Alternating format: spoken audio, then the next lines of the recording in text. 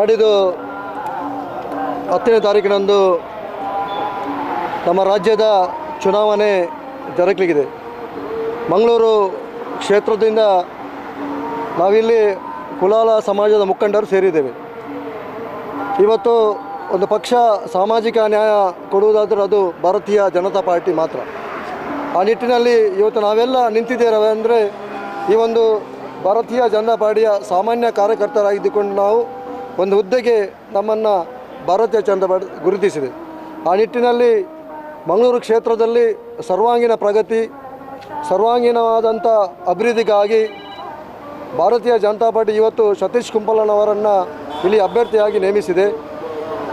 ಕಳೆದ 38 ವರ್ಷಗಳಿಂದ ಸನ್ಮಾನ್ಯ UT ಖಾದರ್ ಅವರು ಮಾಡದಂಥ ಯಾವುದು ಇನ್ನೂ ಬಾಕಿ ಉಂಟಾ, ಯಾವುದಾದ್ರು ನಿಜವಾಗಿ ನೀರಿನಂಥ ಸಮಸ್ಯೆಗಳು ಇವತ್ತು ನಾವು ಮತದಾರ ಬಾಂಧವರಲ್ಲಿ ಇವಾಗ ಒಂದೇ ಕಡೆದು ನೀರಿಲ್ಲ ಅಂತ ಆಕಾರದ ಸಂದರ್ಭಗಳು ಬರುವಲ್ಲಿ ಇಲ್ಲಿ ಒಂದು ಶಾಶ್ವತವಾದಂಥ ನೀರಿನ ಯೋಜನೆಗಳು, ಅದೇ ರೀತಿ ಇಲ್ಲಿ ಬೆಂಕಿ ಬಿದ್ದರೆ ಒಂದಷ್ಟು ಅಗ್ನಿಶಾಮಕ ಇಲ್ಲದಂಥ ಒಂದು ಪರಿಸ್ಥಿತಿ.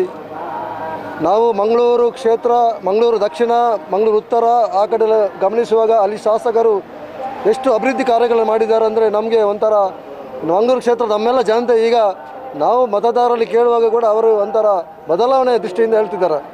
ಇವತ್ತು ನಾವು ಕೇವಲ ಕುಲಾಲ ಸಮಾಜದ ಮುಖಾಂತರ ಅಲ್ಲ, ನಾನು ಸಾಮಾಜಿಕ ನ್ಯಾಯ ಸಿಗಬೇಕಾದರೆ ಎಲ್ಲ ವರ್ಗದ ಜನರು ಭಾರತೀಯ ಜನತಾ ಪಾರ್ಟಿಯ ಅಭಿವೃದ್ಧಿಯನ್ನು ಗಮನಿಸಿಕೊಂಡು ರಾಜ್ಯ ಸರ್ಕಾರದ, ಕೇಂದ್ರ ಸರ್ಕಾರಗಳ ಸಾಧನೆಗಳನ್ನು, ಅಭಿವೃದ್ಧಿಯನ್ನು ಗಮನಿಸಿಕೊಂಡು ಇವತ್ತು ನಾಡಿದ್ದು ನಡೆಯುವಂಥ ಚುನಾವಣೆಯಲ್ಲಿ ನಮ್ಮ ಭಾರತೀಯ ಜನತಾ ಪಾರ್ಟಿಯ ಒಬ್ಬ ಸಾಮಾನ್ಯ ಕಾರ್ಯಕರ್ತನನ್ನು ಇವತ್ತು ಅಭ್ಯರ್ಥಿಯನ್ನಾಗಿ ನೇಮಿಸಿದೆ.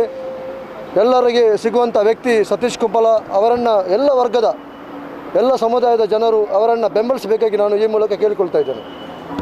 ಮಂಗಳೂರಿನಲ್ಲಿ ಬದಲಾವಣೆಗೆ ಒಂದು ಗಾಳಿ ಬೀಸ್ತಾ ಇದೆ ಅಂತೇಳಿ ಈಗಾಗಲೇ ಜನಚೇತನ, ಯಾಕೆಂದರೆ ರಾಜಕೀಯದಿಂದ ಬದಲಾವಣೆ ಆಗುವಂಥ ಒಂದು ಸನ್ನಿಹದಲ್ಲಿದ್ದೀವಿ.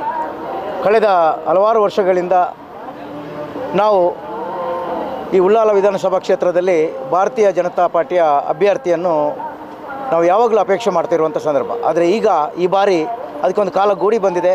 ಯಾಕೆಂದರೆ ಬದಲಾವಣೆ ಗಾಳಿ ಬೀಸಿದೆ. ಯಾಕೆಂದರೆ ಪ್ರತಿಯೊಂದು ಮನೆಯಲ್ಲಿ ಯುವಕರಿರ್ಬೋದು, ಪ್ರತಿಯೊಂದು ಮನೆಯಲ್ಲಿ ಕೂಡ ನಾಗರಿಕರು, ಸಾಮಾನ್ಯ ನಾಗರಿಕರು ಕೂಡ ಬದಲಾವಣೆಯನ್ನು ಬಯಸುವಂಥ ಸಂದರ್ಭದಲ್ಲಿ ಈ ಮಂಗಳೂರು ವಿಧಾನಸಭಾ ಕ್ಷೇತ್ರದಲ್ಲಿ ಈ ಬಾರಿ ಸತೀಶ್ ಕುಂಪಲ್ರವರು, ಯಾಕೆಂದರೆ ಜನರಿಗೆ ಕೈಗೆ ಸಿಗುವಂಥ ಅಭ್ಯರ್ಥಿ, ಅದೇ ರೀತಿ ಹಿಂದುಳಿದ ವರ್ಗದ ಸಮುದಾಯದವರಲ್ಲಿ ಹೆಚ್ಚಿನ ನಂಟಿನಿರುವಂಥ, ಕಳೆದ ಹಲವಾರು ವರ್ಷಗಳಿಂದ ಬೇರೆ ಬೇರೆ ಜಿಲ್ಲಾ ಪಂಚಾಯತ್ ಅಂತ ಬೇರೆ ಬೇರೆ ಜವಾಬ್ದಾರಿಗಳನ್ನು ವಹಿಸಿ ಈಗ ಉಳ್ಳಾಲ ವಿಧಾನಸಭಾ ಕ್ಷೇತ್ರದಲ್ಲಿ ಈ ಬಾರಿ ಸತೀಶ್ ಕುಂಪಲ್ರವರು ತನ್ನ ರಾಜಕೀಯ ಜೀವನದಲ್ಲಿ ಹಲವಾರು ಬಡ ಕುಟುಂಬಗಳಿಗೆ, ಬೇರೆ ಬೇರೆ ಯುವ ವೃಂದಕ್ಕೆ, ಅದೇ ರೀತಿ ಸಾಮಾಜಿಕವಾಗಿ, ಧಾರ್ಮಿಕವಾಗಿ ಬೇರೆ ಬೇರೆ ಕೇಂದ್ರಗಳಲ್ಲಿ ಬೇರೆ ಬೇರೆ ವಿಷಯಗಳಲ್ಲಿ ಅವರನ್ನು ನಾವು ಮುಂಚೂಣಿಯಲ್ಲಿರುವುದನ್ನು ಕಂಡಿದ್ದೀವಿ.